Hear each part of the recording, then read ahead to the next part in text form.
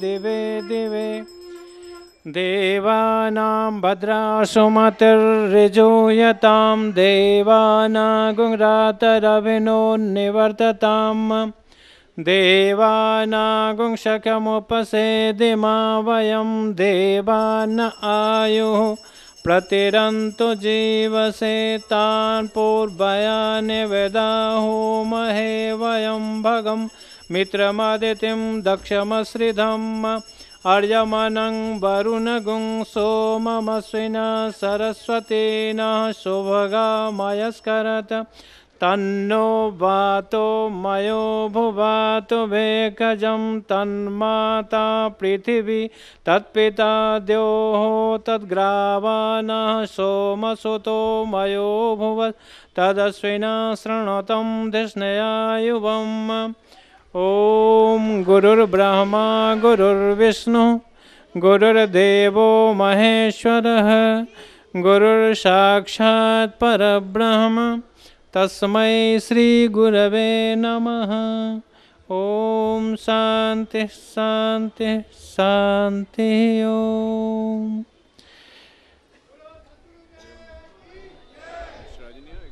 बोले श्री सद्गुरुदेव महाराज की जय।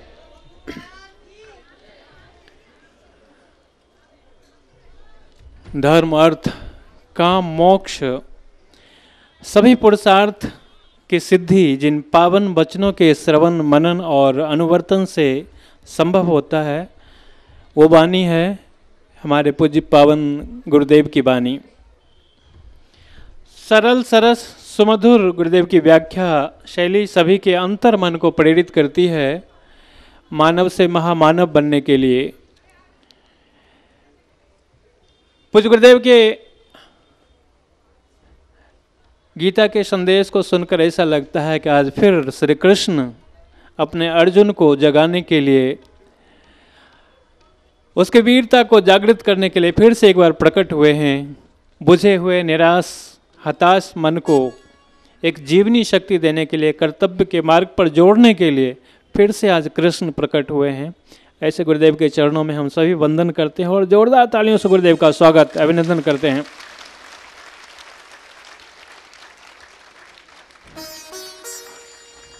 पूज्य गुरुदेव का स्वागत करेंगे लेकिन उससे पहले एक छोटे से भजन के लिए आग्रह करेंगे श्री राम बिहारी जी से कि एक भजन प्रस्तुत करें। राम बिहारी जी।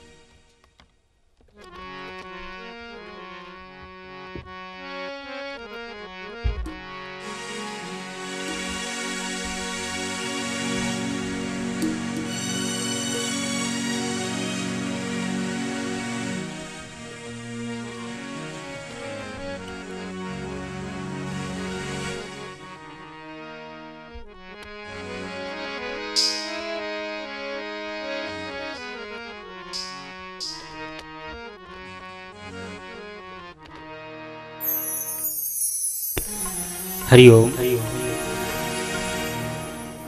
एक बार दोनों हाथ उठा के जय घोष करें। बोलो श्री सद्गुरुदेव महाराज की जय।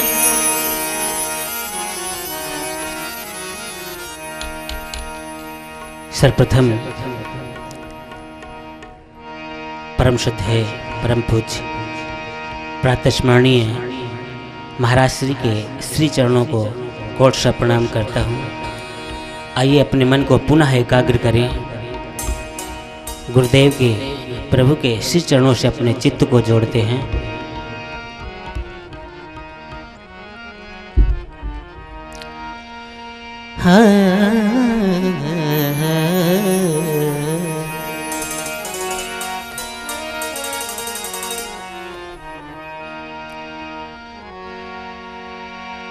जेहि सुमिरत सिद्धि होय गणनायक करिवर बदन कारहु अनुग्रह सोई, बुद्धि राशि सुभिगुण सदन। यह तन विष की बेल रे, मेरे गुरु अमृत की खान। शीश दिए जो गुरु मिले, तो भी सस्ता जान।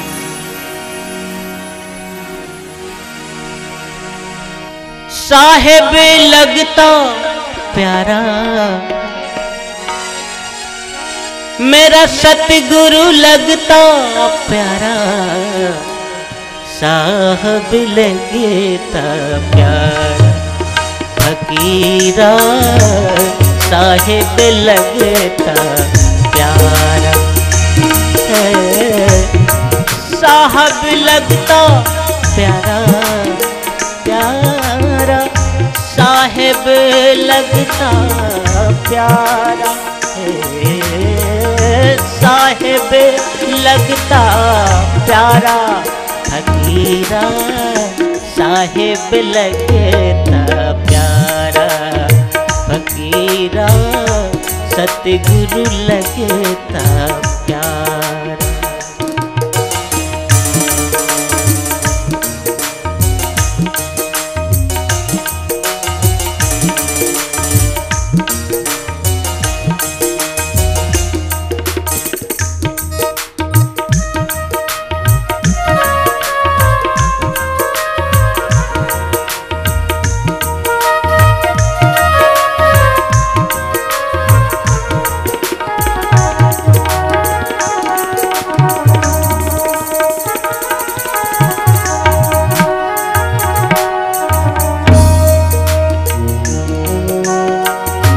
घट ही में गंगा, घट ही में जमुना। घट ही में गंगा, घट ही में जमुना। घट ही में हरिद्वारा, हाँ घट ही में हरिद्वारा। साहिब लगता प्यारा फकीरा, साहिब लगता प्यारा। साहिब लगता प्यारा, साहिब लगता प्यारा फकीरा। साहिब लगता प्यारा फकीरा, साहिब लगता प्यारा।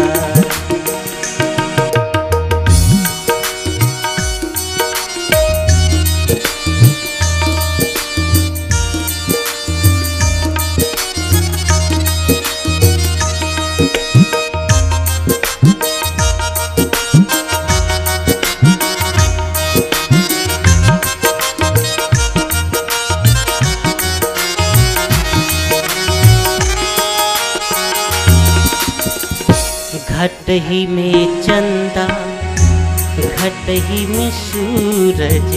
घट ही में चंदा, घट ही में सूरज। घट ही में 9 लाख तारा, तारा। घट ही में 9 लाख तारा। साहिब लगता प्यारा फकीरा, साहिब लगता प्यारा। साहिब लगता प्यारा प्यारा, साहिब लगता प्यारा फकीरा। साहिब लगता प्यारा फकीरा, साहिब लगता प्यारा। ब्रह्मानंद भजन किए जाओ, ब्रह्मानंद भजन किए जाओ, भजन किए जाओ। ब्रह्मानंद भजन किए जाओ, मिल जाए मुक्ति का द्वारा। हाँ मिल जाए मुक्ति द्वारा फकीरा साहिब लगता प्यारा फकीरा साहिब लगता साहिब लगता प्यारा साहिब लगता प्यारा फकीरा साहिब लगता प्यारा फकीरा साहिब लगता साहिब लगता साहिब लगता प्यारा। बोलो श्री सद्गुरुदेव भगवान की जय। संत संग में चांदना सकल अंधेरा और सहजो दुर्लभ पाइए सत्संगति में ठोर सत्संगति में ठोर। जीवन में सदगुरु का सानिध्य संतों का सानिध्य दुर्लभ बताया गया है क्योंकि ये सौभाग्य को जगाने वाली घड़ी है। आइए कार्यक्रम को आगे गति देंगे और दीप प्रज्वलन के लिए जिन गणमान्य अतिथियों को मंच पर आमंत्रित करते हैं उनमें सबसे पहला आग्रह माननीय श्री विनोद अग्रवाल जी महापौर मुरादाबाद मंच पर आए हैं दीप प्रज्वलन के लिए। माननीय महापौर मुरादाबाद श्री विनोद अग्रवाल जी। आग्रह श्री राकेश अग्रवाल जी प्रधान मुरादाबाद मंडल, श्री महेश अग्रवाल जी ओम संस से आज इस यज्ञ के मुख्य यजमान हैं। आपसे भी आग्रह है कि मंच पर आएँ दीप प्रज्वलन के लिए। श्री प्रवीण अग्रवाल जी उप प्रधान हैं मुरादाबाद मंडल, आप भी आएँ दीप प्रज्वलन के लिए, गुरुदेव का सहयोग करेंगे।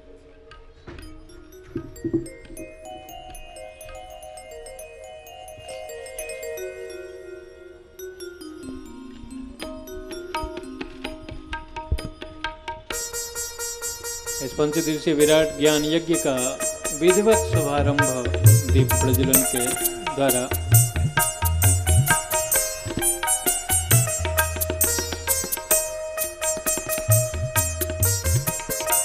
जोरदार तालियां बजाकर आप भी इस ज्ञान यज्ञ में गुरुदेव के साथ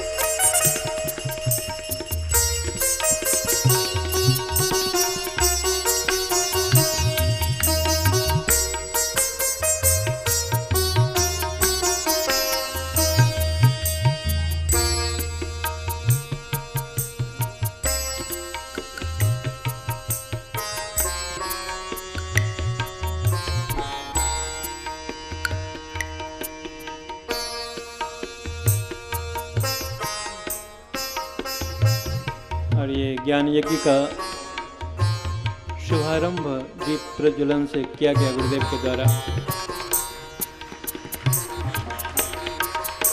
पूज्य गुरुदेव के स्वागत के लिए मैं सर्वप्रथम आग्रह करूंगा माननीय श्री विनोद अग्रवाल जी माननीय महापौर मुरादाबाद आप माल्यार्पण के लिए आए, गुरुदेव का स्वागत करें।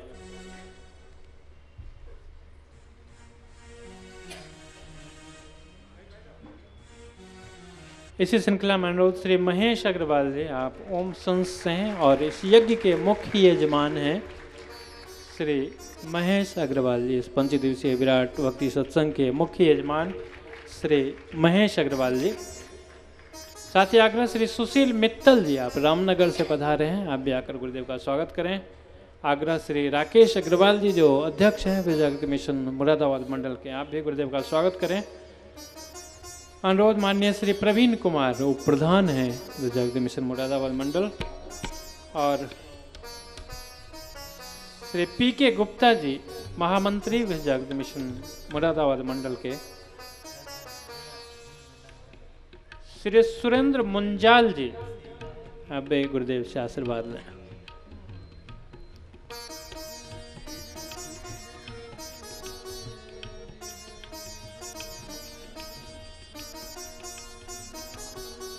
मुद मंगलमय संत समाजू जिमि जग जंगम तीरथ राजू, चलते फिरते प्रयाग। पूज्य गुरुदेव आज हम सबों के बीच में हैं, जहाँ गुरुदेव के चरण पड़ते हैं वहीं तीर्थ निर्मित हो जाते हैं और इस पावन तीर्थ में डुबकी लगाने के लिए अधिक से अधिक संख्या में जो भी आपके मित्र परिजन हैं उन्हें भी इस यज्ञ में शामिल होने के लिए जरूर आमंत्रण दें। ये ज्ञान यज्ञ पंच दिवसीय विराट ज्ञान यज्ञ, जिसमें डुबकी लगाने का हम सबों को अवसर प्राप्त हुआ। और सदगुरु हमें जगाने के लिए आते हैं। ये हमारे ऊपर निर्भर करता है कि गुरु की वाणी को सुनकर कब हम उस तरफ उन्मुख होते हैं। सहजों ने कहा कि जब चाहे तब ही भला, मोह नींद सो जाग, साधु को संगत मिले, सहजो ऊंचे भाग, सहजो ऊंचे भाग। आइए दोनों हाथ जोड़कर गुरुदेव के चरणों में प्रार्थना करेंगे आज के मार्गदर्शन के लिए। परम पावन परम श्रद्धेय श्री सद्गुरुदेव जी महाराज।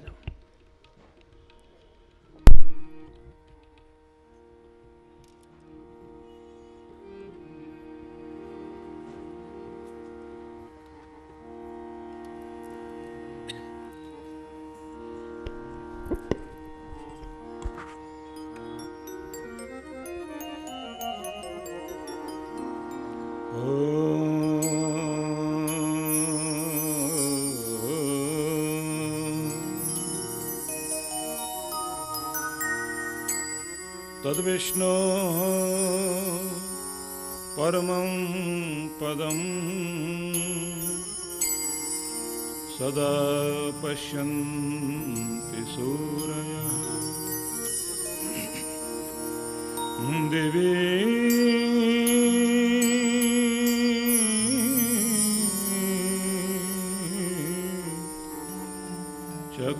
चक्षुरातुतम्। नमः शम्भवाय च मयो भवाय च, नमः शङ्कराय च मयस्कराय च, नमः शिवाय च शिवतराय च,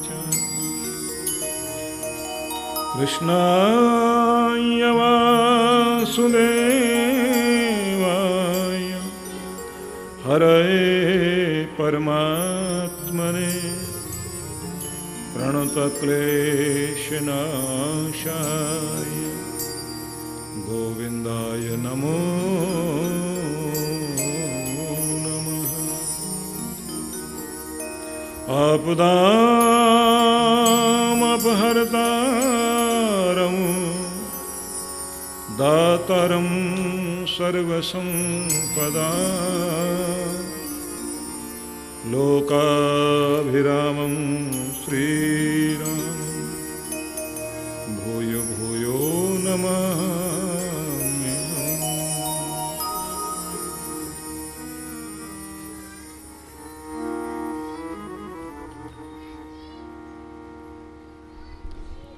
आइए सभी परम प्यारे परमेश्वर से श्रद्धा भाव से जुड़ें, उसके चरणों में निवेदन करें कि अब तक तो बहुत अच्छा बीत गया, परमेश्वर आने वाला समय भी अच्छा बीते, सबका मान रहे,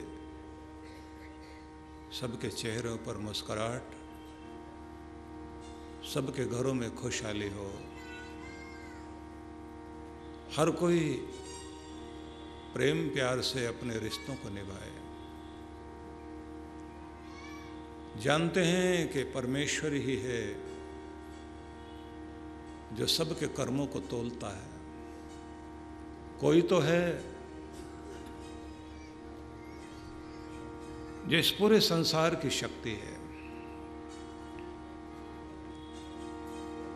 कोई तो है दुनिया में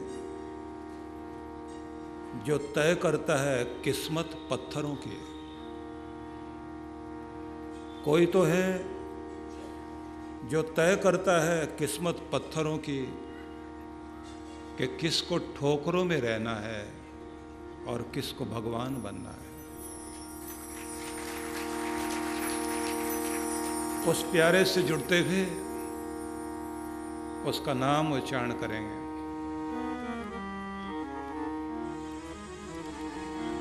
हरि ओम नमो नारायण।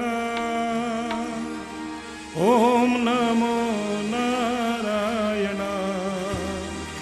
हरि ओम नमो नारायण। हरि ओम नमो नारायण। ओम नमो नारायण। हरि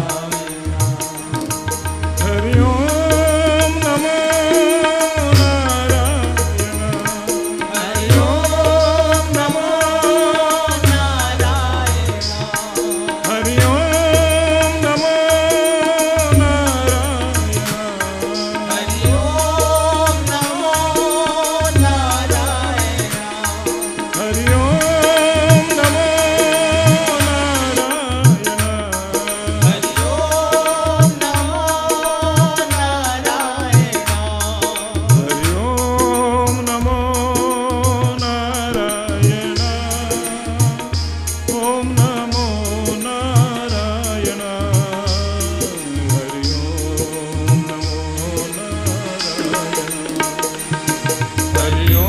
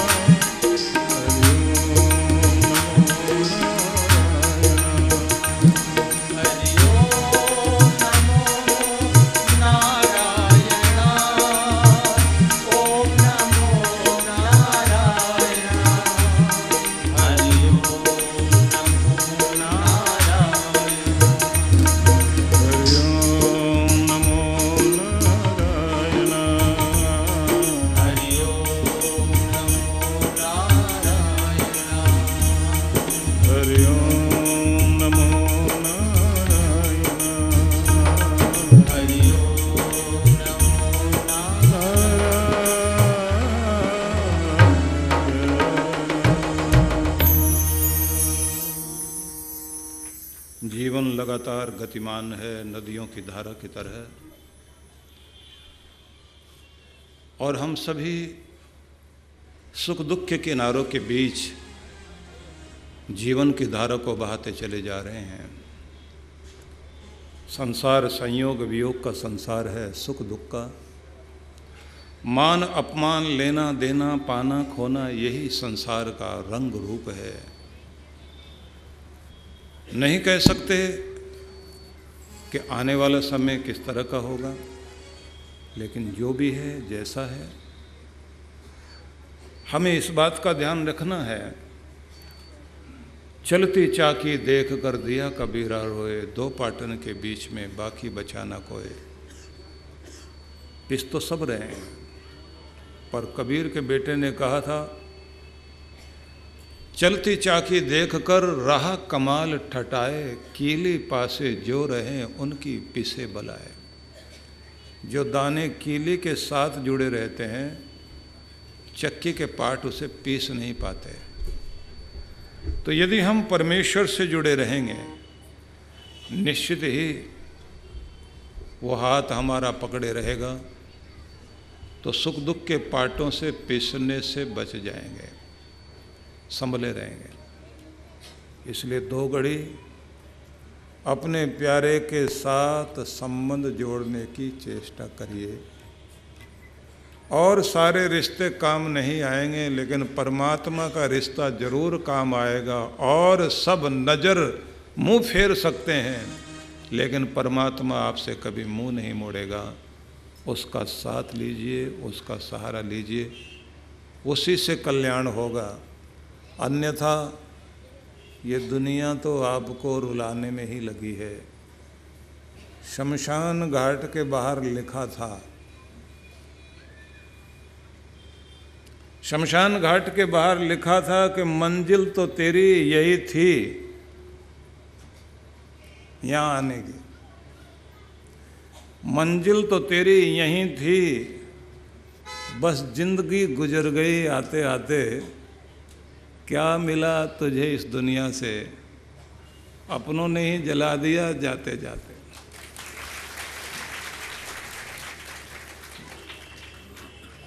सारे जिंदगी तो जलाते रहे, दिल जलाते रहे, आखिर में तन बचा था वो भी जला दिया।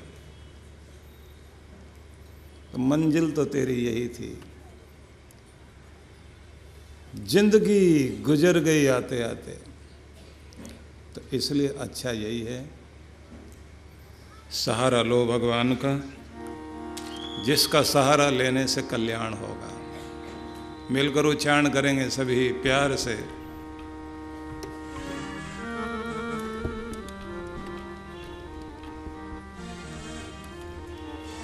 शरण में आ पड़ा तेरी प्रभु, मुझको भुलाना। शरण में आ पड़ा तेरी प्रभु, मुझको भुलाना। पकड़ लो हाथ अब मेरा, पकड़ लो हाथ अब मेरा, नाथ तेरी लगाना। पकड़ लो हाथ अब मेरा, नाथ तेरी लगाना। शरण में आ पड़ा तेरी प्रभु, मुझको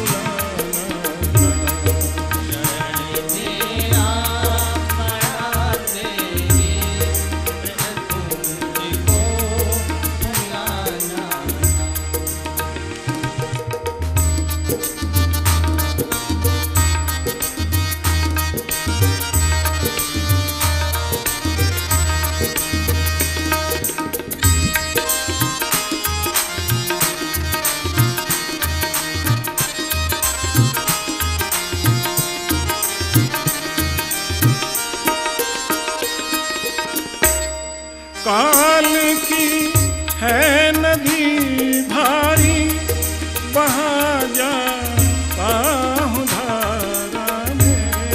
काल की है नदी भारी, बहा जाता हूँ धारा में।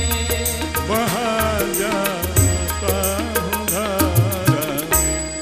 पकड़ लो हाथ अब मेरा, पकड़ लो हाथ अब मेरा, नाथ तेरी लगाना। पकड़ लो हाथ अब मेरा, नाथ तेरी लगाना।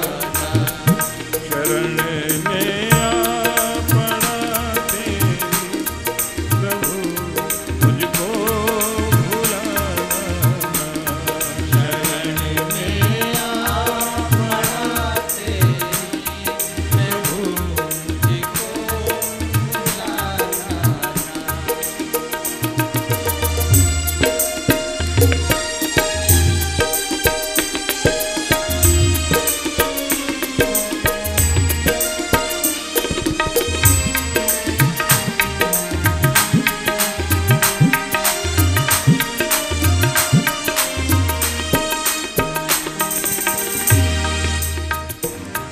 बहा दो प्रेम की गंगा, दिलों में प्रेम का सागर। बहा दो प्रेम की गंगा, दिलों में प्रेम का सागर। दिलों में प्रेम का सागर। ये जीवन प्रेम में बीते, ये जीवन प्रेम में बीते, हमें जीना सिखा देना। ये जीवन प्रेम में बीते, हमें जीना सिखा देना। शरण में आ पड़ा तेरी, प्रभु मुझको भुलाना। शरण में आ पड़ा तेरी, प्रभु मुझको भुलाना।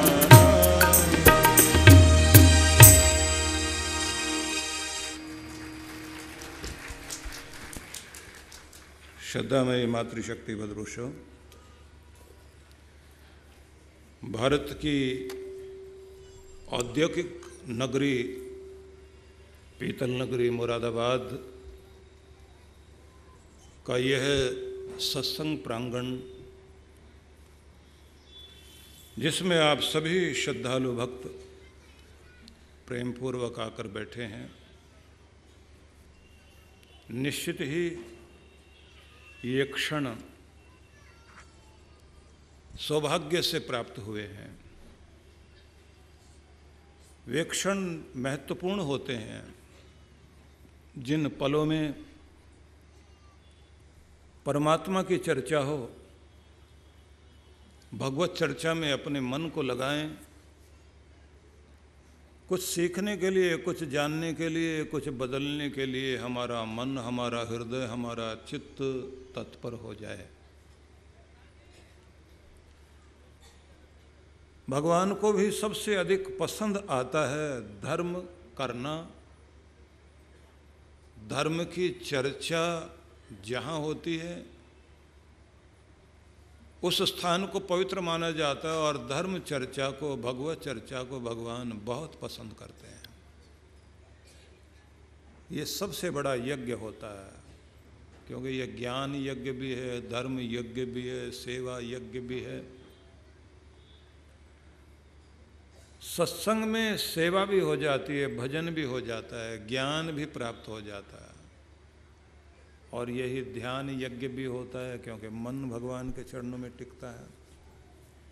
तो भाग्यशाली होते हैं वे लोग जिनका समय भगवत चर्चा में बीते, सत्संग करें, कराएं, सुने, सुनाएं, दान करें, दान दिलाएं, सेवा करें, सेवा में लोगों को लगाएं।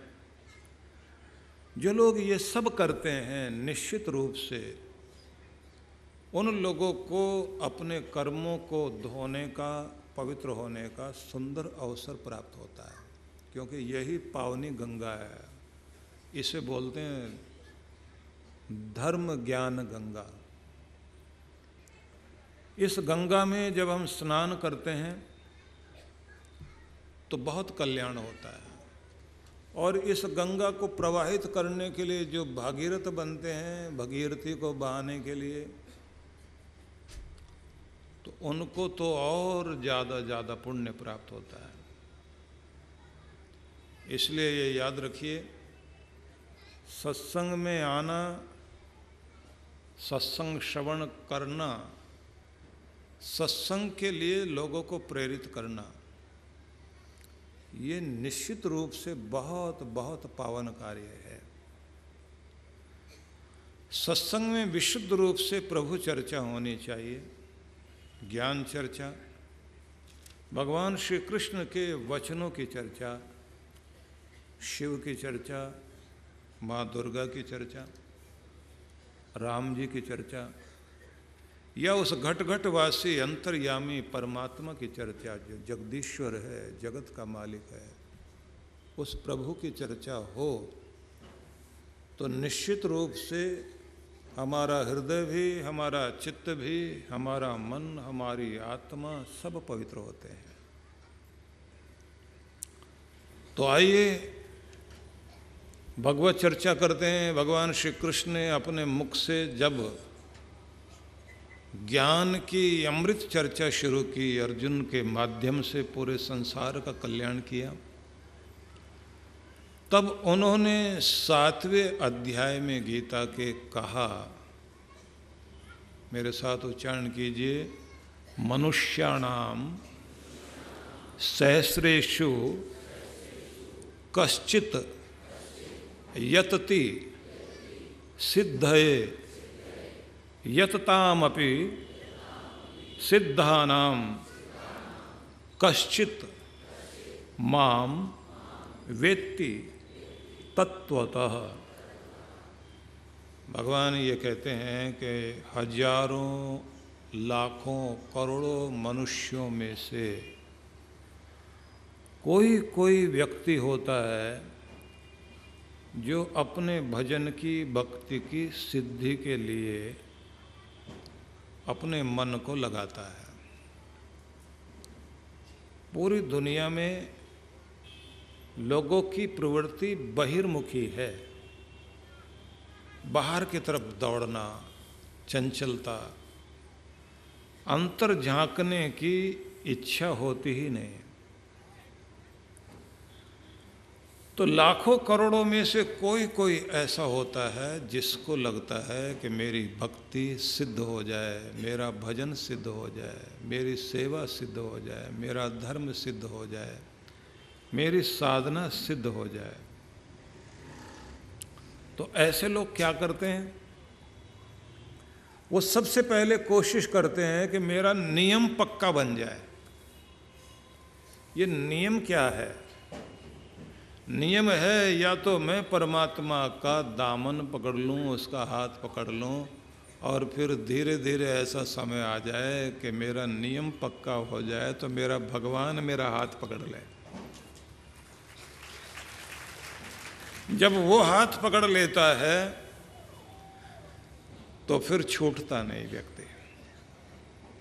और ये भी मजे की बात है कि साधना भक्ति करते करते, भगवान की राह में चलते चलते, अगर किसी व्यक्ति की सिद्धि ना भी हो पाए, पर इस राह में चलते चलते बीच यात्रा में ही उसके श्वास निकल जाए, मतलब धर्म कर्म करते करते जीवन पूरा हो जाए, तो ऐसे व्यक्ति को कहा जाता है योग सिद्ध नहीं हुआ, योग भ्रष्ट हो गया, योग बीच में टूट गया। जो कनेक्शन जुड़ा था वो कनेक्शन बीच में से कट गया। तो फिर क्या होगा? तो भगवान फिर वचन देते हैं कि जहाँ से मैंने छोड़ा है वहीं से फिर पकड़ूंगा तुम्हें। अगला जन्म जब होगा तो ऐसा शरीर दिया जाता है जहाँ ज़्यादा संघर्ष दुनियादारी का नहीं होगा, किसी श्रीमंत धर्मात्मा के घर में जन्म होगा, जहाँ प्रारंभ से ही माँ के द्वारा उत्तम संस्कार दिए जाएंगे, भजन की रीत दी जाएगी, आसन पर बैठने का स्वभाव बनेगा और समय पर गुरु का मिलन होगा। और फिर धीरे धीरे अनायास भक्ति जागृत हो जाएगी। मजे की बात है, किसी किसी व्यक्ति को बचपन से ही भक्ति जागी होती है, किसी की 35 साल की उम्र में जागती है, किसी की 45 में। किसी व्यक्ति को देखते हैं 50 साल तक एक अलग तरह की जिंदगी जी और 50 साल के बाद एकदम धार्मिक हो जाता है। कुछ 60 में जाकर होते हैं। तो दिया तो जलता है लेकिन देर से जलता है। कुछ का दिया ऐसा होता है कि जब वो कहीं किसी शमशान घाट में जलती हुई चिताओं को देखते हैं या घर का कोई अपना अचानक विदाई ले ले, तब मन पर बड़ा आघात लगता है। ये क्या हुआ? मेरे साथ चलता बोलता हंसता वह प्राणी आँखों से ऐसे ओझल हो गया कि अब याद बनकर रोज सामने आता है। और ऐसा लगता रहता है घर में कि जैसे यहाँ कहीं खड़ा है, मुस्कुराता हुआ निकल गया इधर से उधर। कुछ दिनों तक तो ऐसा ही लगता रहता है जैसे कहीं गया हुआ है, लौट के आएगा। वक्त बीतता जाता है, यादों की लकीरों पर समय की धूल गिरती जाती है और वो यादें धीरे धीरे मंद पड़ती जाती हैं और फिर ऐसा लगता है जैसे वो था तो सही लेकिन सपने जैसी बात लगती है। तो किसी अपने को जाने के बाद मन में जो खिन्नता आती है तो फिर लगता है कोई महिला चली गई, पुरुष चला गया, तो महिला गई तो गहने पड़े हैं उसके, अच्छे अच्छे कपड़े पड़े हैं सजावट के, अलमारियां भरी पड़ी है। कितना शौक था उसको पहनने का, सजने का, संवरने का, घर की देखभाल करने का, सबको जोड़ के रखने का, सब रिश्तों को बांधने का। पति को लगता रहता कितना ख्याल करती थी मेरे लिए चिंता करती थी, समय पर दवाई देगी, डांट खाती रहती थी, उसके बाद भी खड़ी रहती थी, नहीं आप दवाई ले लो। कितना भी जल्दी में घर से बाहर जा रहे हो, रोक रोक कर नहीं कुछ खा के जाओ। डांट खाती थी पर खिला के भेजती थी। और जहाँ चले गए तो फोन करके पूछना आप ठीक तो हो ना।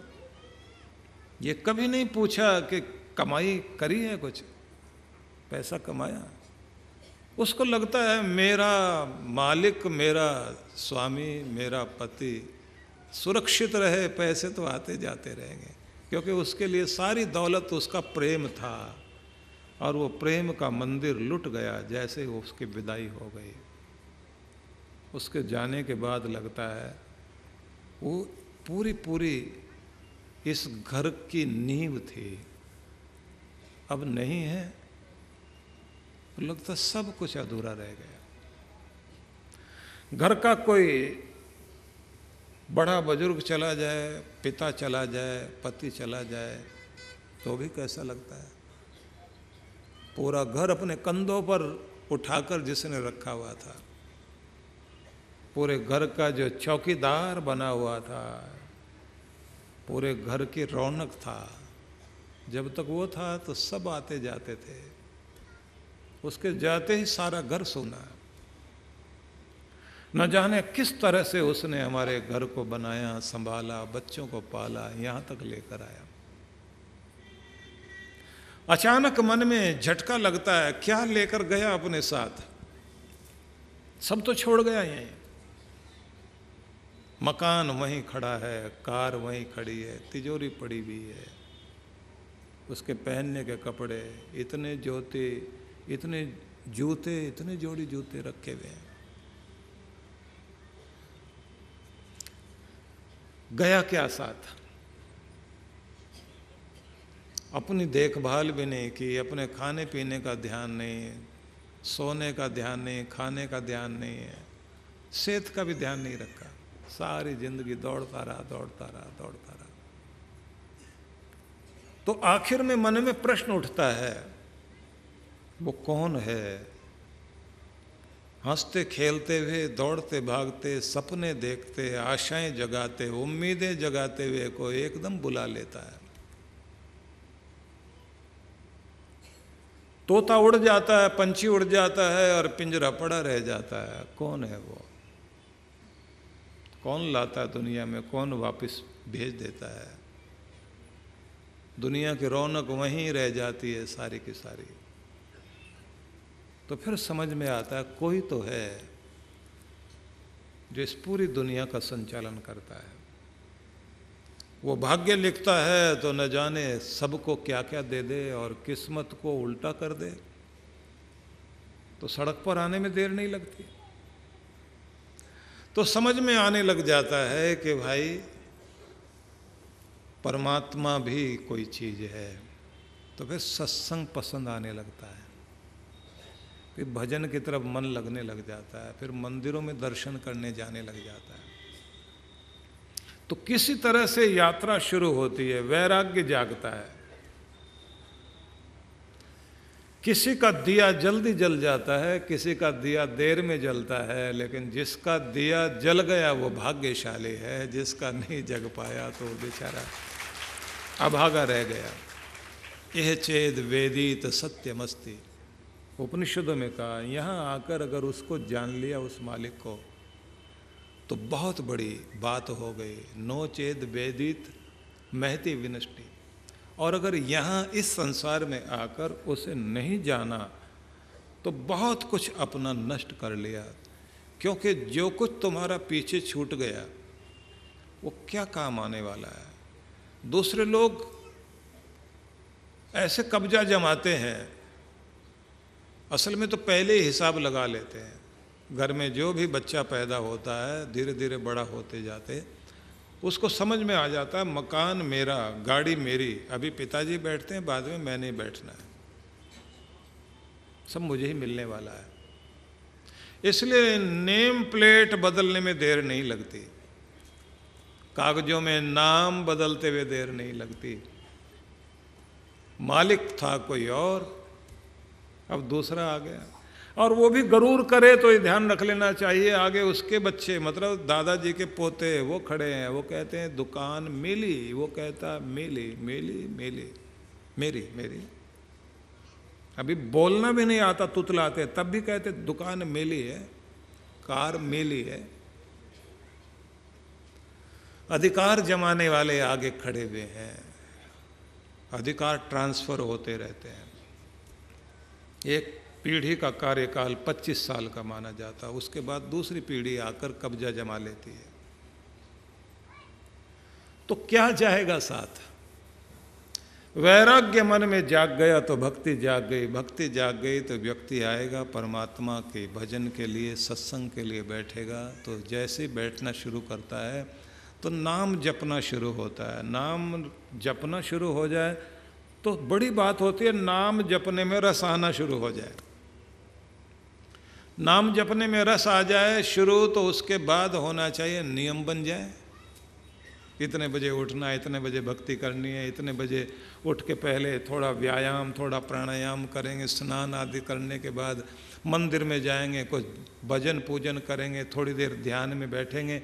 उसके बाद कोशिश होती है थोड़ी देर आत्मचिंतन करेंगे, अपनी डायरी लेकर बैठेंगे, कुछ अच्छे वाक्य उसमें लिखेंगे, कोई अच्छी पुस्तक पढ़ेंगे, और उसके बाद फिर अखबार पढ़ेंगे, उससे पहले नहीं।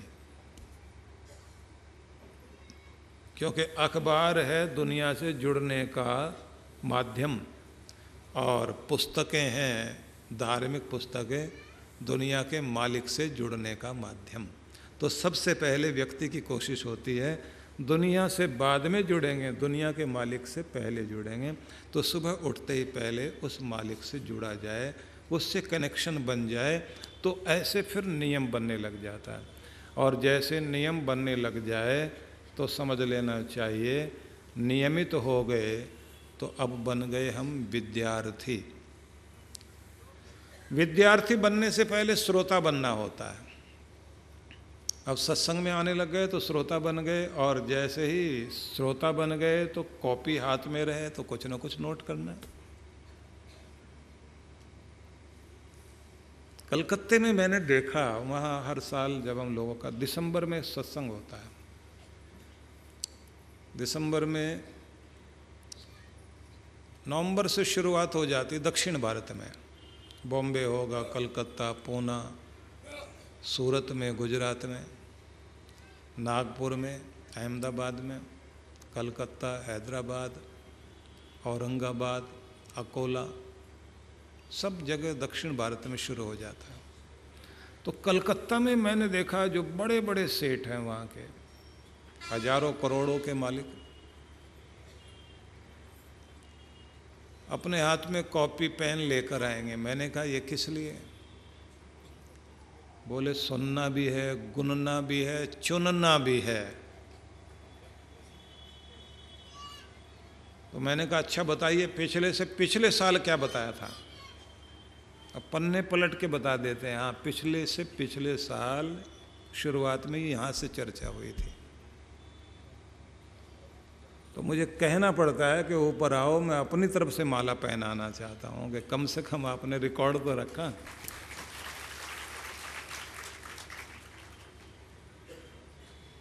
इमामी ग्रुप के झंडू और इमामी ग्रुप के मालिक हैं राधेश्याम अग्रवाल। तो जब बैठे लिख रहे थे तो मैंने कहा पिछले से पिछले साल का मालूम है? बोले पन्ने पलट के बता देता हूँ। अच्छे लेखक भी हैं, अच्छे पुस्तकों के पढ़ने वाले। तो इस चीज का कोई अहंकार नहीं होना चाहिए, मैं तो बड़ा आदमी, दूसरे लोग क्या कहेंगे। शुरू की बात है, मैं 25-30 साल पहले हरिद्वार ऋषिकेश के आश्रमों में महात्माओं के बीच में उपनिषदों पर कथा करता था। उन लोगों को शौक होता था, अपने कुछ लोग मुख्य लोगों को बैठाते थे, उपनिषदों पर चर्चा होती थी। ज़्यादा आनंद आता था कि जब वो नोट करते करते दोबारा पूछते थे, दोबारा से बताइए। मैंने कहा क्लास चल रही है? बोले हम यही मानते हैं क्लास चल रही है, क्योंकि श्रोता होने के बाद दूसरा स्टेप है विद्यार्थी होना। आपको विद्यार्थी बनना चाहिए, सीखना चाहिए, सुनने के साथ साथ नोट करना चाहिए। और जब नोट करने लग जाते हैं तो उसके बाद अगली स्थिति आती है साधक की। फिर साधक बना जाए, सुने हुए में से चुन कर के जो सूत्र आपने, जो फार्मूले अपने पुस्तक में तैयार किए, वो जो फार्मूला एक एक करके आपने तय कर लिया, तो उसके बाद उस पर प्रयोग शुरू होने चाहिए कि अब इस तरह से लाइफ को लेकर चलेंगे। जिन लोगों ने इस तरह से अपने जीवन को बना लिया, हमारे एक गवर्नमेंट ऑफिसर थे, बरेली में सत्संग हुआ तो वहाँ वो सुन रहे थे। तो मैं कह रहा था कि जीवन का एक पड़ाव होना चाहिए कि जब आप मोह माया की दुनिया से हटकर साधना की दुनिया में कदम रखें, और तब आपको वन में या फिर गुरु के आश्रम में समय व्यतीत करना चाहिए। कुछ लोग हरिद्वार में चले जाते हैं, कुछ वृंदावन चले जाते हैं, कोई बनारस जाके बैठ जाते हैं, कुछ उज्जैनी में चले जाते हैं, अलग अलग तीर्थों में जा कर के अपना समय व्यतीत करते हैं, थोड़ा थोड़ा बीच बीच में आते रहते हैं। लेकिन तीर्थ में चले जाने के बाद भी जब तक आपके साथ कोई गाइड ना हो तब तक आप अपने जीवन को दिशा नहीं दे पाते। तो गुरु के निर्देशन में अगर रहने का मौका मिले तो कितना अच्छा हो। तो सत्संग सुना, शाम को वो सज्जन मेरे पास आए, बोले तो मैं तैयार हो गया, मैंने सत्संग सुना। मैंने कहा क्या तैयार हो गए? बोले अब बस जब आप जाएंगे तो पीछे पीछे मैं भी आऊँगा। अच्छी पोस्ट पर थे, अच्छे अधिकारी थे। तो मैंने कहा इतने दिनों में तैयारी कर लोगे आप? बोले तैयारी है, एकाएक मौत आ जाए तब भी तो सब पड़ा रह जाएगा। तैयारी करके वो आश्रम में आ गए मेरे पास। वहीं रहना, वहीं कार्य करना। तो उसके बाद मेरे से बोले खाली नहीं बैठा जाता, कोई सेवा दीजिए। मैंने कहा जो ये धूप बत्ती, अगरबत्ती, पूजा का सामान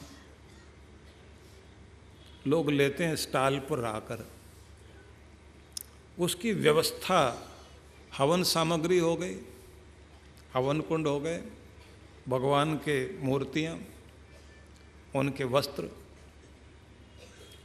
इसी तरह से मालाएं, पुस्तिकाएं, तिलक वगैरह, ये एक काम है। प्रकाशन एक काम है, वृद्धाश्रम एक काम, गौशाला एक काम, और हॉस्पिटल की सेवा एक काम, मंदिरों की सेवा एक काम। तो कोई एक काम चुन लीजिए और बाकी समय में अपना भजन पूजन करिए। उन्होंने कहा मैं ऐसी सेवा चाहता हूँ कि घर घर में भगवान का तिलक पहुँचे, घर घर में भजन की पुस्तक पहुँचे, घर घर में माला पहुँचे, घर घर में सामग्री पहुँचे। ऐसा कोई काम मुझे मिल जाए तो मैंने कहा ले लीजिए। और वहाँ रहकर भजन पूजन करना, सेवा करना, 17 साल, 16-17 साल बीत गए।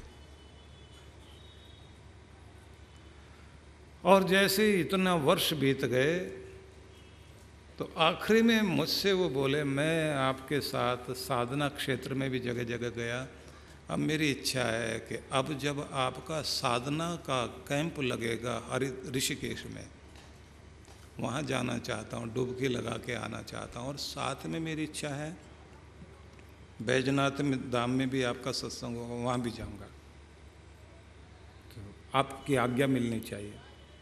मैंने अपने आदमियों से कहा इनका टिकट बनवाओ, इनके लिए व्यवस्था करो। तो ऋषिकेश गए, साधना में भाग लिया, गंगा में डुबकी लगाई, वहाँ से लौट आए। तो उस दिन मैंने उनसे सुबह सुबह जब मैं गया तो मंदिर में पूजा करके बाहर निकला। मैंने कहा कैसा रहा ऋषिकेश?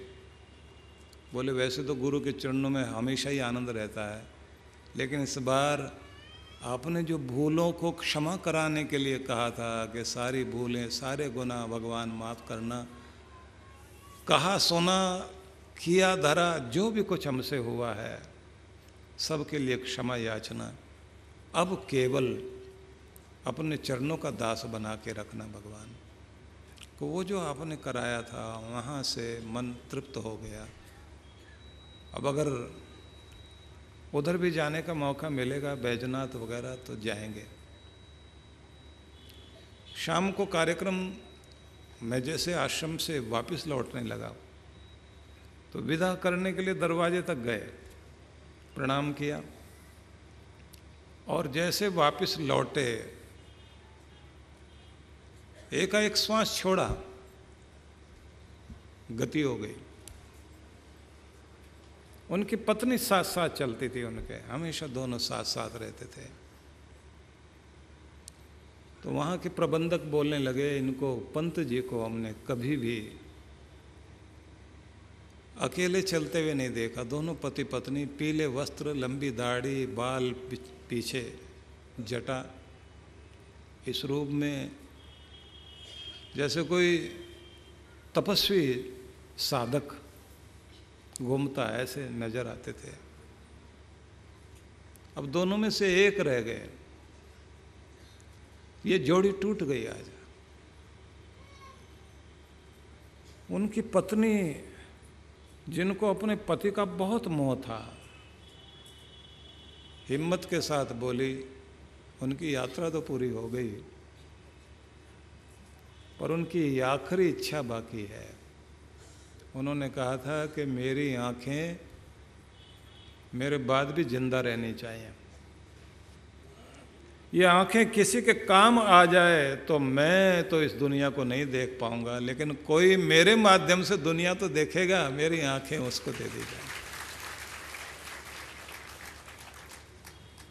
अब किसी महिला के सामने उसके पति की डेथ हो जाए और डेड बॉडी पड़ी हुई हो और वो जोर लगा रही हो, ये कह रही हो आंखें दान करनी है अभी, नहीं तो लोग कहने लग जाते हैं इनका चेहरा बिगड़ जाएगा, इनका रूप बिगड़ जाएगा। नहीं, ऐसा नहीं करना। हालांकि कुछ भी बिगड़ता नहीं, आंखें तो बंद ही रहती हैं आदमी की। बीच में से जो आंखें होती हैं जैसे, वो भी वैसे ही रहती हैं। जो कुछ निकाला जाता है वो तो अंदर का तत्व है, और मिट्टी है शरीर, उसे तो जलना ही है अभी। वो कार्य भी पूरा हो गया, बच्चे आ गए, तो अब कहती है जहाँ जन्म लिया था उसी मिट्टी में इस मिट्टी का अंत हो, ये उनकी इच्छा थी। गुरु के घर तो आत्मा दे दी, देह वहीं देनी है जहाँ जन्म लिया था। तो एक साधक की साधना पूरी हो गई। मोह ममता से ऊपर उठकर पूरी साधना करते करते व्यक्ति दुनिया से विदाई ले गया। कोई शौक नहीं। पत्नी भी उतनी हिम्मत के साथ अपने पति के सारे कार्य पूरा कर रही है, और उधर उनका अंतिम संस्कार वहाँ हो रहा था, उधर आश्रम में उनकी श्रद्धांजलि सभा। तो एक साधक की यात्रा किस तरह की होनी चाहिए? दुनिया के काम चलते रहेंगे, बच्चे अपना काम संभालते रहेंगे। आपने बच्चों को लायक बना दिया, वो पंख मजबूत कर दिए, उड़ान अपनी भर रहे हैं। अब आप अपनी उड़ान की तैयारी करो, तुम परमात्मा तक पहुंचो, वो दुनिया में सफलता तक पहुंचे। ये दोनों कार्य होने चाहिए। आपके बच्चे सफलता की सीमाएं पार कर जाएं और आप सफलता अध्यात्म में पार कर जाओ कि भगवान तक पहुंच जाओ। अपने मोह ममता से, आसक्ति से ऊपर उठकर। कृष्ण भगवान ने यह कहा, मनुष्याणाम सहस्रेषु कश्चित यतति सिद्ध है। हजारों लाखों करोड़ों मनुष्यों में से कोई कोई होता है जो सिद्धि के लिए, साधना के लिए, साधना में सिद्धि के लिए कोशिश करता है कि मेरी सिद्धि हो जाए, सफलता मिल जाए। कोई होगा जो इधर आता है। तो जो इधर आए उसके नियम पूरे हो जाएं, नियम बन जाए, नियम के साथ विद्यार्थी बन जाए, विद्यार्थी होने के साथ साथ साधक बन जाए। ये यात्रा जारी रहनी चाहिए।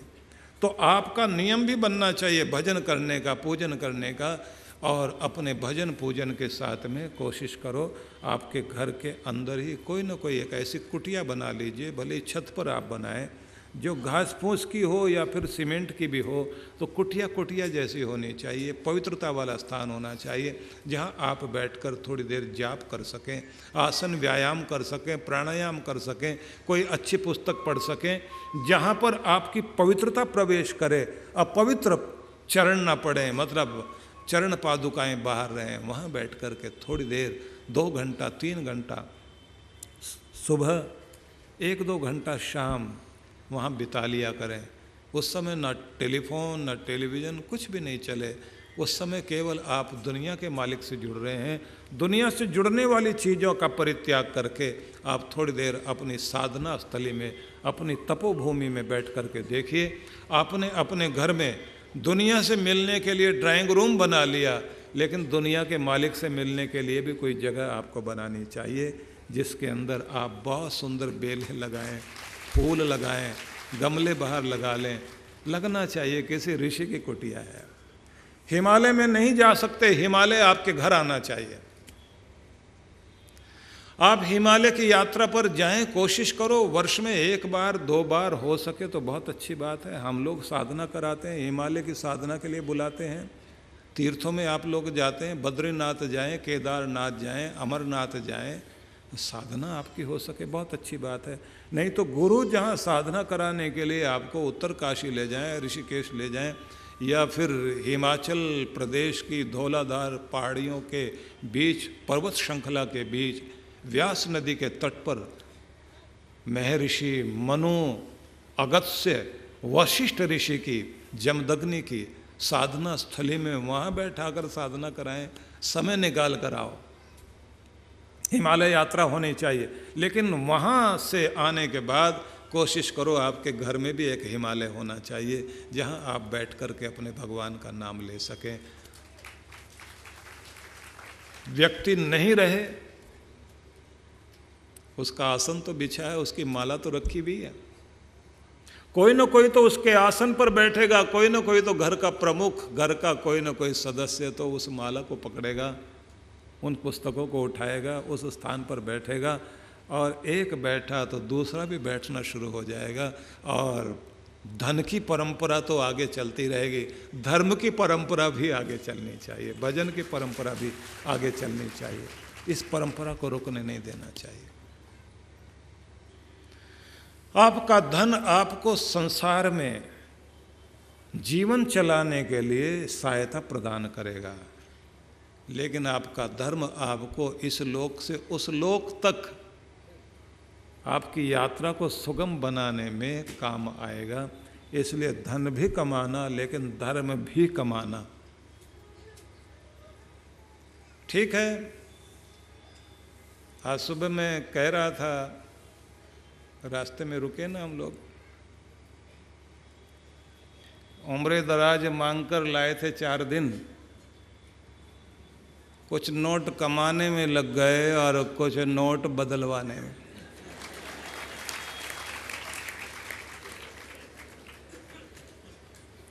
जिंदगी है ना। लेकिन ये तो विनोद की बात है।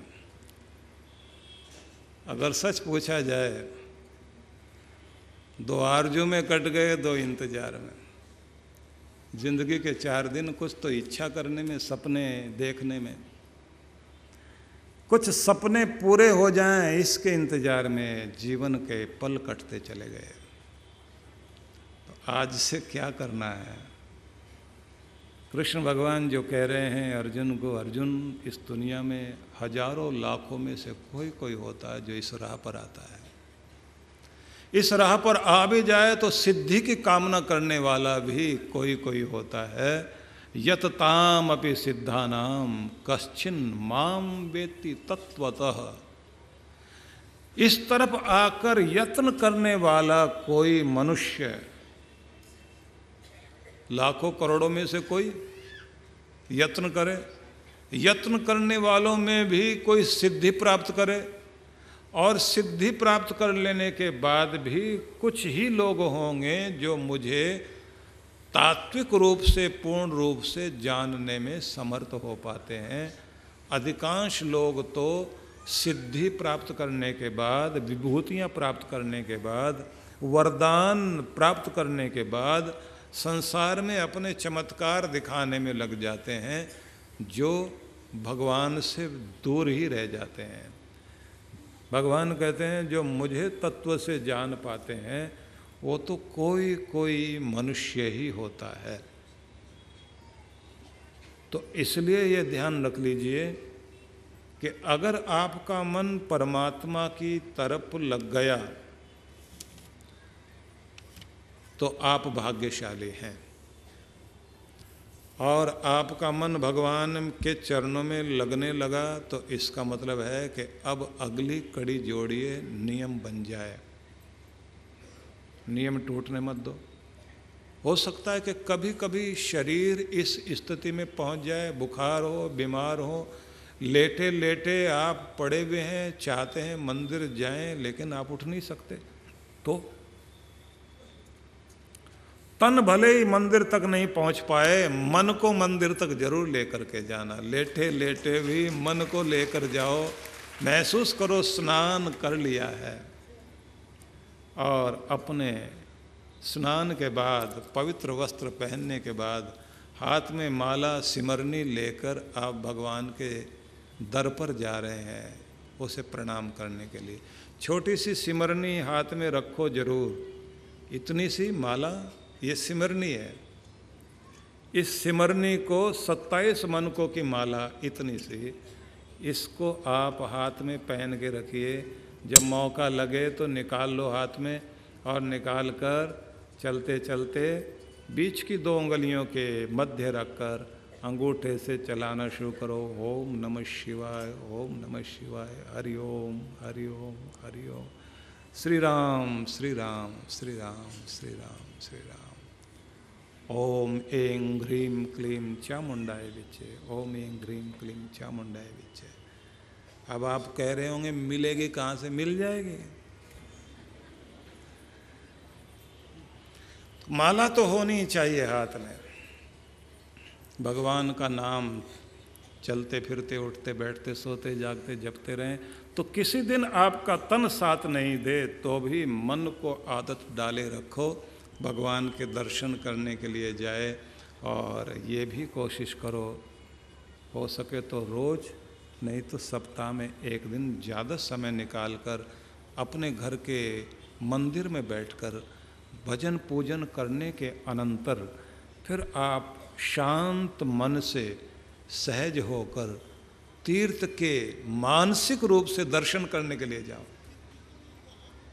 मानसिक रूप से दर्शन करने के लिए जाओगे तो आपके मन में आया कि बद्रीनाथ जाना है, तो ऋषिकेश से आप अपनी गाड़ी से जा रहे हैं, घुमावदार सड़कों से होते हुए, ऊंचे नीचे रास्ते, ऊंचे ऊंचे पहाड़, नीची नीची गहरी खाइयाँ और हरे भरे वृक्ष, बीच में पहाड़ों की कोख से फूटते हुए झरने और तरह तरह के छोटे छोटे गाँव, उनके बीच से गुजरते गुजरते जैसे आप जा रहे हैं चलते हुए, नज़दीक पहुंचने लगे, ठंडी हवाओं के झोंकों ने आपका स्वागत करना शुरू कर दिया और आपको लगने लगा ठंडी हवाएं आ रही हैं तो मेरे परमात्मा के धाम को छू करके इन हवाओं ने बताना शुरू कर दिया कि नज़दीक आ गए हो, अब पहुंचने वाले हो। और कल कल छल छल करती हुई नदी की धाराएं अलकनंदा भागीरथी को मिलते हुए आपने देखा गंगा बनकर बह रही है। देवप्रयाग से होते हुए जैसे जैसे आप और आगे बढ़ते चले गए और जैसे ही आप अलकनंदा के तट तक पहुंच गए, बर्फीले पहाड़ों से आसमान को छूते हुए आप देख रहे हैं बादल झुके हुए हैं आसमान से नीचे और ऊंचे ऊंचे पर्वत, एक पर्वत के बाद ऊंचा पर्वत, उससे बाद में और ऊंचा पर्वत, उससे आगे और ऊंचा पर्वत, ऐसा लगता है और ऊंचा और ऊंचा और ऊंचे पहाड़। और जैसे अलकनंदा के किनारे चलते चलते बद्रीनाथ तक आप जाकर के पहुँचे, दिखाई देता है कि सारे पहाड़ आसमान को छू रहे हैं और सफ़ेद चादर ओढ़ रखी है सब पर्वतों ने। एक अलग ही दुनिया दिखाई देती है और वहाँ जाकर आपको समझ में आता है कहाँ जाकर डेरा लगाया मेरे भगवान आपने भी, यहाँ इतनी दूर। चलो बुला लिया तुमने, मेरा प्रणाम स्वीकार करना, मेरे परिवार का प्रणाम स्वीकार करना और मेरे परिजनों का, मेरे पितरों का भी प्रणाम आपको। जिस नगर में रहता हूँ नगर वासियों का प्रणाम, जिस देश में रहता हूँ उन सब देशवासियों की तरफ से भी तुम्हें प्रणाम करता हूँ। झुक झुक कर भगवान को प्रणाम करो और फिर महसूस करो वहाँ जैसे आप गए, घुटनों के बल बैठ गए तो अपने भगवान को प्रणाम करते हुए महसूस करो कि इस समय आरती करने जा रहे हो। बैठे हो आप अपने घर के मंदिर में, अनुभव करना कि पहुंच गए हो आप बद्रीनाथ, और बद्रीनाथ में पहुंचे हो तो फिर ये अनुभव करो देव लोग आकर मंत्र पाठ शुरू करें, देवता ही शंख ध्वनि करें, देवता ही घंटा नाद करें। तो अपने चारों तरफ अनुभव करना कि जैसे चारों तरफ देव मंडल खड़ा हुआ है, नारद जी की वीणा बज रही है, गंधर्व गीत गा रहे हैं, तरह तरह का मंत्र पाठ हो रहा है और ऐसे बीच में आप सामने आकर सोने की थाली में नंदनवन के पुष्पों के साथ चांद और सूरज का दीप बनाकर अपनी थाली हाथ में लेकर अपने परमात्मा का स्तवन करने के लिए खड़े हुए हो। अनुभव करना कल्पना से ही सही, अपनी कल्पना से भगवान के चरणों तक आप पहुंचना लगना चाहिए कि आपके थाल में चांद सूरज सितारे सब दिए बनकर आ गए हैं और सामने ज्योतिर्मय रूप में भगवान विराजमान हैं। जमीन से आसमान तक उनका आकार पहुंच गया है और आप वहाँ वंदन कर रहे हैं। आंखें बंद हैं, मन से आप अपने भगवान तक पहुँचे हैं। मन की कल्पना से जब नरक जा सकते हो तो स्वर्ग भी जा सकते हो ना। जब मन की कल्पना से आप झगड़े कर सकते हो तो देवता को भी तो बुला सकते हो। मन की कल्पना से आप गंदे चित्र सोच सकते हैं तो मन की कल्पना से देवताओं का भी तो चिंतन कर सकते हो ना, अपने भगवान का दर्शन कर सकते हो। तो मन की कल्पना से ही आप वहाँ पहुँचिए और दर्शन करो। भगवान का स्वरूप आपके हाथ में बड़ा सा एक थाल और उसमें जगमगाते हुए दीप, मानो चंदा सूरज सारे सितारे ही उतर आए हैं। और जो वहाँ अगरबत्तियाँ जल रही हैं वो तो नंदन वन का ही चंदन है। मंत्र हमको आते नहीं लेकिन देवता पाठ कर रहे हैं हमारी तरफ से। मेरे प्रभु की विश्व रूप का दर्शन हो रहा है। मैं अपने प्यारे की आरती कर रहा हूँ तो वंदन करना, प्रणाम करना।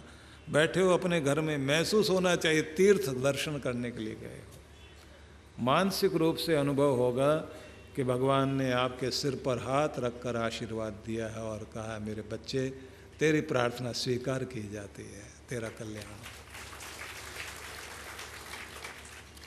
तो मन से भी तो पहुंच सकते हो ना।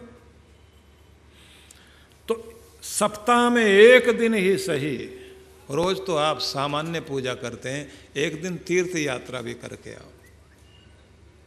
और मन से पहुंचते हो तो तन से भी कोशिश किया करो अपने तीर्थों में पहुंचा जाए, अपने तीर्थ वाले स्थान में आपको जाने का अवसर मिले और गुरु के माध्यम से जाने का अवसर मिले।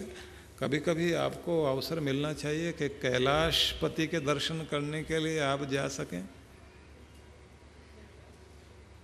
मैं देखता हूँ ऐसे लोगों को जो ये कहते हैं कि कोई कैलाश यात्रा का कार्यक्रम बना दीजिए, अभी तो तन में दम है तो जा सकते हैं, एक बार दर्शन करके तो आ जाएं। तो बहुत अच्छी बात है, ऐसी भावनाएं रखनी चाहिए।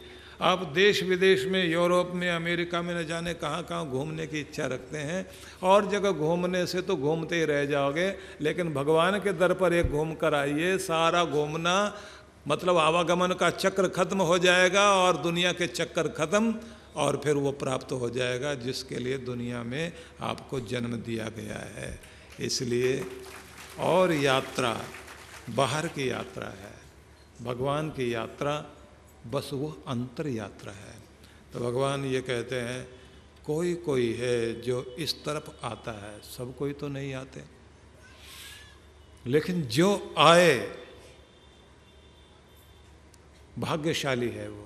उनमें से भी जो यत्न लगातार करते रहते हैं वो भी लाखों करोड़ों में से कोई, मतलब सिद्धों में से, भक्ति करने वालों में से, लाखों करोड़ों भक्तों में से भाग्यशाली होगा जिसका यत्न प्रयत्न लगातार जारी है।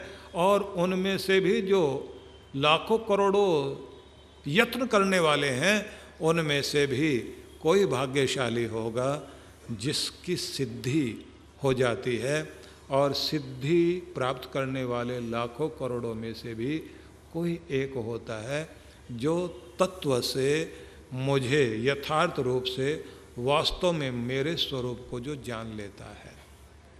तो ऐसा भाग्यशाली हो जाना बड़ी बात है। तो जब गुरु की शरण में व्यक्ति रहने लग जाता है तो ध्यान रखिए जीवन में ये घड़ी आती जरूर है। हमें हर दिन अपने नियम बनाकर चलने की चेष्टा करनी चाहिए, ये ध्यान रख लीजिए। और कोई चीज़ काम आए ना आए, आपका धन काम आए ना आए, लेकिन आपकी पूजा, आपकी भक्ति, आपकी सेवा, आपका दान, आपका पुण्य इस लोक में भी काम आएगा और उस लोक में भी काम आएगा। यही आपका कल्याण करेगा। तो जो समय आपने भगवान को दिया वो तो सुरक्षित, और जो समय आपने दुनिया को दिया उसमें से कितना समय सार्थक होता है? 80% तो टाइम हमारा बेकार जाता है। वैसे भी 80-20 का सिद्धांत दुनिया में काम करता है। 20% लोग 80% पे राज करते हैं। 80% लोगों के पास 20% धन होता है और 20% लोगों के पास 80%। लंबी कहानी है, सार में इतना सुन लीजिए। 80% टाइम हमारा बेकार में जाता है। 80% टाइम में हम 20% काम कर पाते हैं, और अगर अच्छा मूड बन जाए तो 20% में 80% काम कर जाएंगे। इसलिए कोशिश करो कि आप मूड में रहो, और आपके मूड बनने से, भाव बनने से ज़्यादा काम भी पूरे हो, भजन भी पूरा हो, सांसारिक कार्य भी आपके पूरे हो जाएं, और आपकी यात्रा भी ठीक हो जाए। तो क्या भगवान ने हमारे लिए कहा, ये मैं सब सुनाना चाहता हूँ आपको। तो आज तो हमने भूमिका बनाई है, और यहाँ टाइम इन्होंने दिया हुआ 4 से 6 का। तो ऐसा कर देते हैं, इसको 6:30 तक रख दें। कितने लोग तैयार हैं? वाह, 7 तक कर सकते हैं, लेकिन महिलाओं के कारण कि उनको घर लौटना होता है, अंधेरा हो जाता है आजकल जल्दी, तो 6:30 तक चला देते हैं। ठीक है, तो अभी 15 मिनट बढ़ा दिए हमने अभी, और नहीं तो मैं अभी पूरा करने लग रहा था।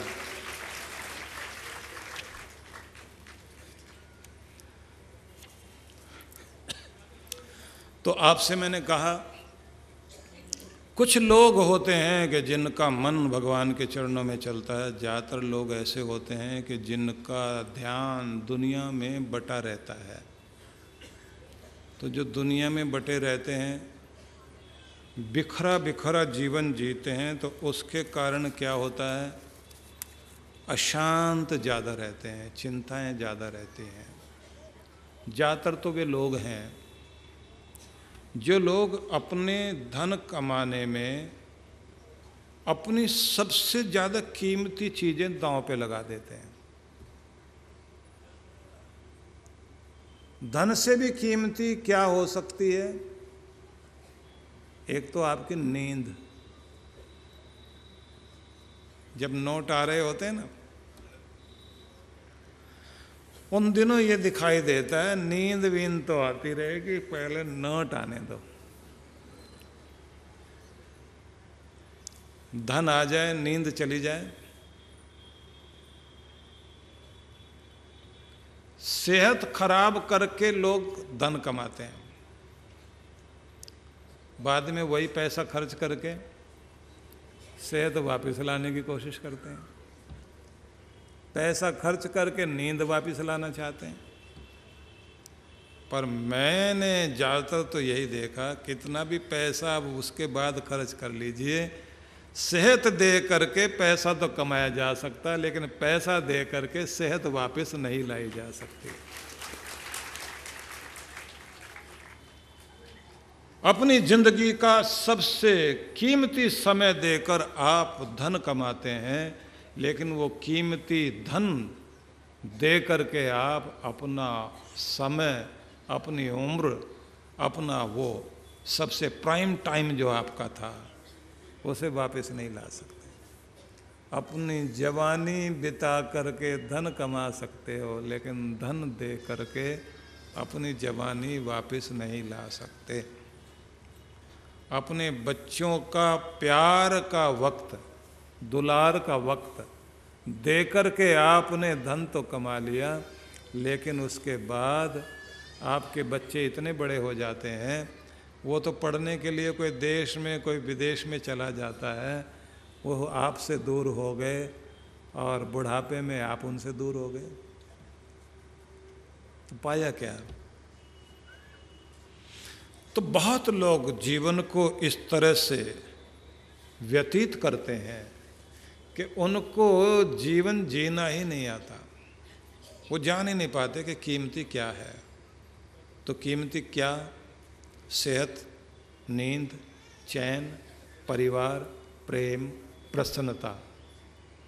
तो धन सुख सुविधा के लिए तो क्या करना चाहिए? धन कमाते कमाते सेहत गंवाओ नहीं, कमाओ। धन कमाते कमाते नींद गंवाओ नहीं, नींद को भी संभालो। धन कमाते कमाते अपने परिवार के लिए भी समय निकालो। इतने पागल मत बन जाओ कि जिधर चल पड़े उधर के लिए ही पागल हो जाएं और बाकी चीज़ें छूटती चली जाएं। और ये भी एक बात याद रख लीजिए, अपनी ज़िंदगी में आनंद, मस्ती, प्रसन्नता, चैन से जीवन बिताने की कामना हर कोई रखता है, लेकिन कब? एक बार मेरे काम पूरे हो जाएं, बस उसके बाद तो मस्ती से जिंदगी बिताऊंगा। और काम किसी के कभी पूरे होते नहीं, इसलिए मस्ती का जीवन बिताने के लिए समय कभी मिलता नहीं, उम्र हाथ से निकल जाती है और कब राम नाम सत है, उसे होने में देर लगती है क्या? तो हर दिन एक कदम दुनिया की तरफ, तो एक कदम परमात्मा की तरफ, एक कदम सेहत की तरफ, तो एक कदम प्रसन्नता की तरफ, तो आपका एक कदम धन की तरफ, दूसरा कदम आपका धर्म की तरफ लगना चाहिए। एक कदम परिवार की तरफ जाना चाहिए, तो एक कदम आपका गुरु की तरफ भी जाना चाहिए। जब आप अपने समय का ठीक ढंग से निर्धारण कर लेते हैं तो ध्यान रख लीजिए, जीवन सफल होना शुरू होता है। साधना में एक प्रक्रिया होती है कि हाथ जोड़कर जब व्यक्ति भगवान को नमन करता है, उसके बाद वरदान के लिए ये हाथ इस तरह कमल की तरह खिलाता है, इस तरह, और इसी को फिर अंजलि बना लेता है कि मेरी झोली भरो। तो उसका मतलब होता है कि सारी पंखड़ियां खिल जाएं मेरी, सेहत की पंखड़ी भी, परिवार की प्रसन्नता की पंखड़ी भी, मेरे फर्ज भी पूरे हो जाएं, कर्ज भी हट जाए, मर्ज भी दूर हो जाए, और इस दुनिया में रहते रहते मैं घर परिवार से लेकर मकान, ज़मीन, जायदाद ये सब बनाने के साथ फिर जहाँ आखिर में जाकर बसना है वहाँ की तैयारी भी पूरी करूं। अगर यहाँ से छोड़ना पड़े तो कम से कम वहाँ का भी ऐसा कुछ प्रबंध कर लूं कि इधर भी स्वागत है और उधर भी स्वागत है। यहाँ वाले कहते हैं हमें तुम्हारी ज़रूरत है, वहाँ वाले कहते हैं हमें तुम्हारी ज़रूरत है। परमात्मा भी हमें अपने गोद में बैठाने को तैयार है और ये दुनिया भी हमें अपना मान देने के लिए तैयार है। तो जब आप दोनों तरफ से सफलता प्राप्त कर लेते हैं तो कहा जाता है फूल पूरा खिला हुआ है। तो अब तक जैसे भी व्यतीत रहा होगा जीवन, अब आपको गुरु के निर्देशन में अपना जीवन जीने के लिए तैयारी करनी चाहिए। आप लोग जानते हैं खिलाड़ी को भी किसी कोच की जरूरत पड़ती है, तब वो अच्छा खिलाड़ी बनता है, नहीं तो अच्छा खिलाड़ी नहीं बनेगा। संगीत सीखने के लिए संगीतकार की टीचिंग की जरूरत पड़ती है। तो हमारा जो लाइफ कोच है, जो हमारे जीवन के लिए निर्देशन दे सकता हो, शिक्षा दे सकता हो, क्योंकि भगवान तो जीवन देगा, जीने का तरीका तो नहीं बताएगा। तो जीने का तरीका सद्गुरु बताता है, इसलिए सद्गुरु के निर्देशन में जीवन को जीने की हमेशा कोशिश करनी चाहिए कि कोई न कोई मेरे सिर पर होना चाहिए कि जिससे मैं अपना जीवन निर्देशन में व्यतीत करते करते अपना कल्याण कर सकूं। और जब आप किसी निर्देशन में जीवन व्यतीत करते हैं तो एक बड़ी बात ये होती है कि जब शरीर छोड़ने की बात आती है तो उस समय व्यक्ति को आखिरी घड़ी तक पहुंचते पहुंचते तृप्ति अनुभव होती है, संतुष्टि अनुभव होती है कि मैं तृप्त हूँ, संतुष्ट हूँ, शिकायत नहीं है दुनिया से मुझे। टैगोर ने कहा था कि दोबारा इस दुनिया में आने की चाह है। पूछा किस लिए? कि इस जीवन में परमात्मा ने जितना दिया उसका धन्यवाद करते करते उम्र थोड़ी रह गई है, अगली बार फिर आना चाहता हूं कि उसका थैंक्स कर सकूं कि तूने बहुत बड़ी कृपा की। तो धन्यवाद के गीत गाने के लिए दुनिया में आने की चाह रखता हूं। तो मैं भी यही कहना चाहता हूं कि हम इस दुनिया में धन्यवाद करते हुए संतुष्ट होकर जिएं और जब आखिरी घड़ी आए तो संतुष्ट होकर दुनिया से जाएं। कोई आदमी बहुत कमाया लेकिन बेचैन जीवन जीता रहा और आखिरी में भी बेचैनी से शरीर छोड़ रहा है, तो क्या कहेंगे आप? अधूरा रहा। कोई मर जाता है तो लोग क्या कहते हैं? पूरा हो गया, लेकिन पूरा नहीं हो पाया। अधूरी जिंदगी जी, अधूरा जीते जीते मर भी गया तो भी अधूरा। पूर्ण तो वो जो संतुष्ट होकर दुनिया से जा रहा है, धन्यवाद करते हुए जा रहा है। क्या करें इसके लिए? चर्चा होगी, आइए मिलकर कहें।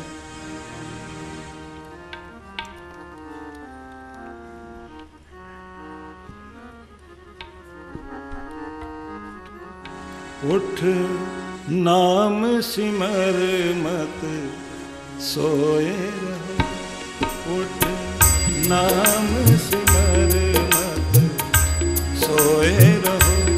मन अंत समय पछताएगा जब चिड़ियों ने चुग खेत लिया, जब चिड़ियों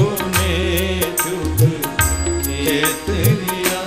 फिर हाथ कछूना आएगा, उठ नाम सिमर मत सोए रहो, उठ नाम सिमर।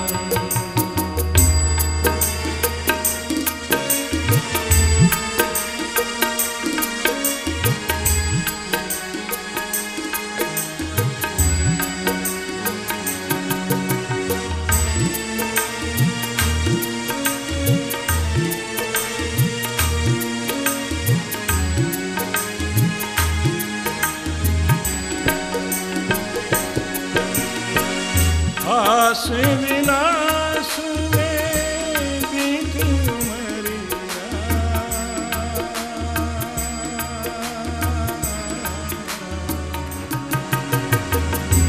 आस विलास में बीती उमरिया।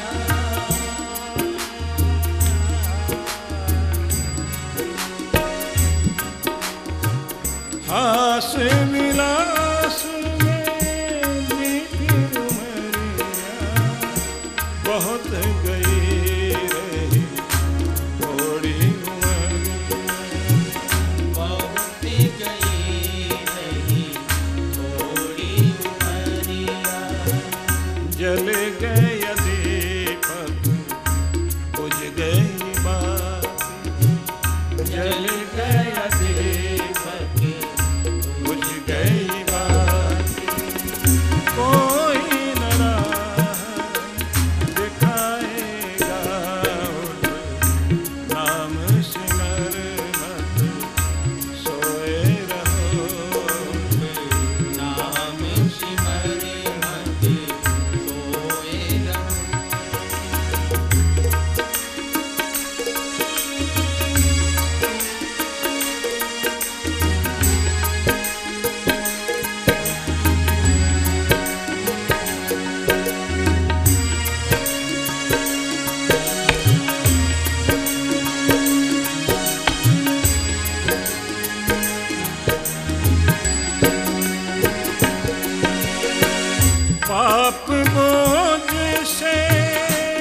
भरनी गठरिया।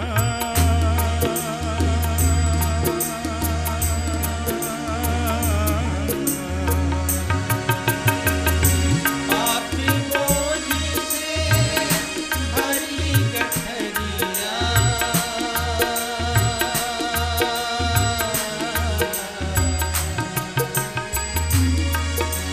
जैसे जैसे उम्र बढ़ती जाती है,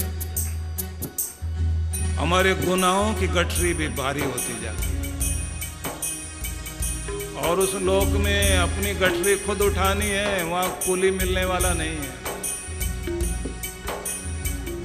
कमर टूट जाएगी गुनाहों की गठरी उठाते उठाते।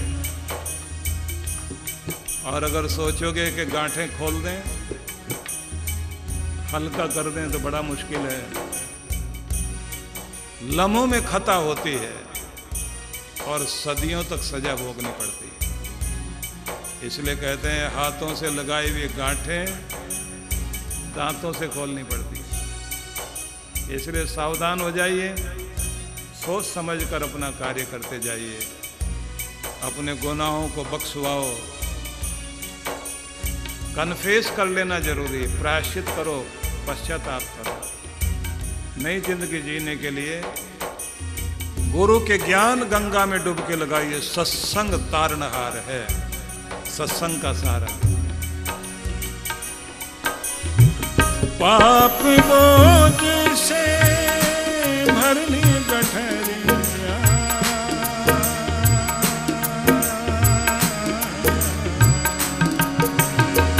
पापी बोझ से भरी गठरिया।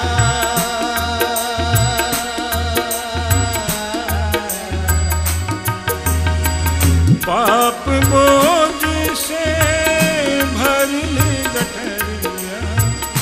जाना रे तुझको दूर नगरिया। जाना रे तुझको दूर नगरिया। जैसा करेगा वैसा भरेगा। जैसा करेगा वैसा भरेगा। कोई न साथ निभाएगा, नाम सिमर मत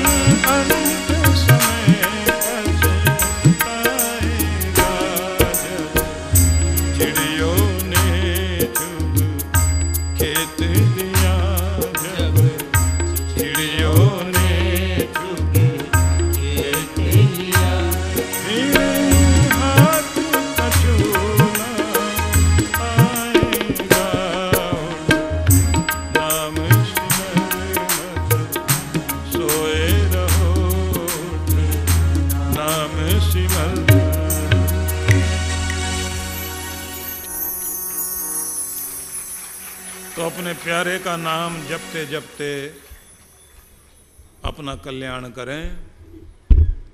समय हाथ से न निकले तो अवसर मिला है आप सबको इतने बरसों के बाद, बहुत कोशिश करते करते, समय निकालते निकालते मुरादाबाद का नंबर लगा और आपके प्रेम भरे निमंत्रण मिलते रहे। अब जाकर मुहूर्त निकला तो अब कोशिश करना कि वक्त हाथ से निकल ना जाए, जितना हो सके जल्दी से जल्दी समय के साथ आप लोग यहाँ पहुँचें। कहा गया है कि धन्य है वह मनुष्य जिसने परमेश्वर का भरोसा किया है, उसे अपना आधार माना है।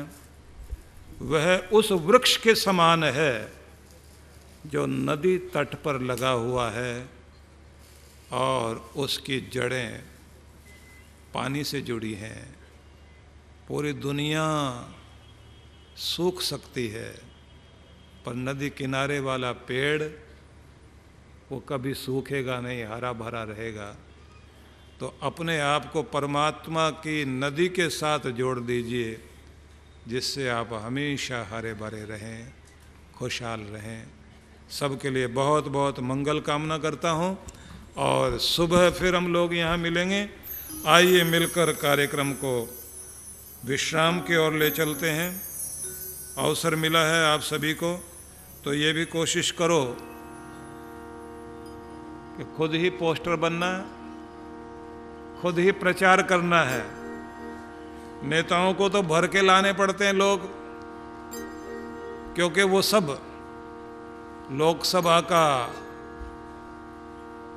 चुनाव जीतना चाहते हैं। हम लोग तो परलोक सभा का चुनाव जीत रहे हैं। तो लोक भी सुधर जाए, परलोक भी सुधर जाए।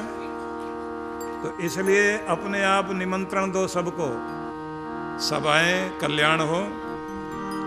सर्वे भवन्तु सुखिनः, सर्वे सन्तु निरामयाः, सर्वे भद्राणि पश्यन्तु, मा कश्चित् दुःखभाग् भवेत्।